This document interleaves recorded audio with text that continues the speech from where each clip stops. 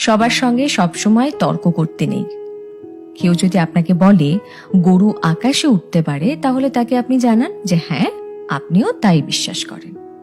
কারণ সবসময় সবাইকে ঠিক ভুলটা বোঝাতে নেই, সবাইকে এক্সপ্লেনেশন দিতে নেই। আর এই কথাটা যত তাড়াতাড়ি বুঝে ফেলা সম্ভব ততটাই ভালো। অপাত্রে ভালোবাসার দান করতে নেই।